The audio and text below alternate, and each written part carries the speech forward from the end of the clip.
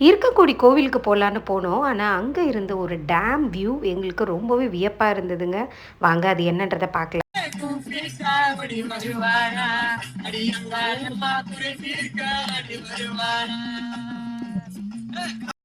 ஒரு ஃபோன வச்சு ஒரு அம்மன் பாட்டுக்கு வைப் பண்ண விடுறாங்களா நம்மள கீழ விழ போது, அது போதுன்னு நொச நொசன்ட்டாங்கங்க. ஃபோன் கீழ விழ போகுது.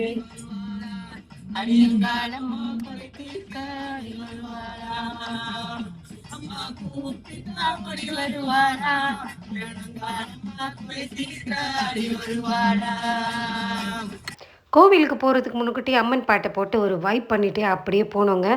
இப்பல்லாம் திருச்செந்தூர்ல கட்டுன மாரி இங்கேயும் நெறைய ரூம்ஸ் எல்லாம் கட்ட ஆரம்பிச்சுட்டாங்க. ஸோ இதுதான் கோயிலுடைய அந்த பிரகாரம். அங்க பார்த்தீங்கன்னா, நெறைய மக்களு நல்லா ஜிலு ஜிலு ஜிலுன்னு காத்து, அப்படியே அந்த வியூவ ரசிச்சுக்கிட்டே இருந்தோம்.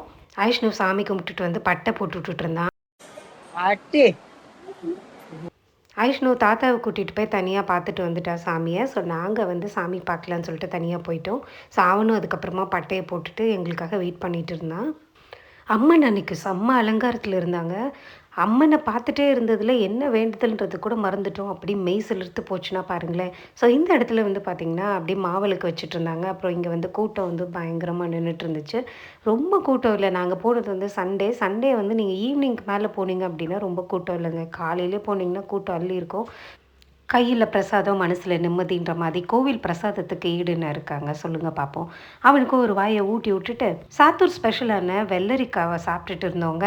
அம்மன பார்த்த அந்த நினைவுகளோட அப்படியே மெதுவா நடந்து வந்துட்டு இருந்தோம். போற வழியெல்லாம் வந்து கடை வீதிகளா இருந்துச்சு. ஸோ அந்த கடைகளையும் அப்படியே பார்த்துட்டு நடந்து வந்துட்டே இருந்தோங்க.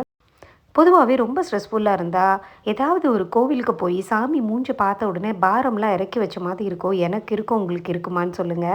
அப்புறமா அந்த காலத்து சேமியா ஐஸு, குல்ஃபி ஐஸு வாங்கி சாப்பிட்டுட்டு, அப்படியே திரும்ப சிவன் கோயில் பக்கத்துல இருக்குதுன்னாங்க. அங்க கிளம்பிட்டோங்க.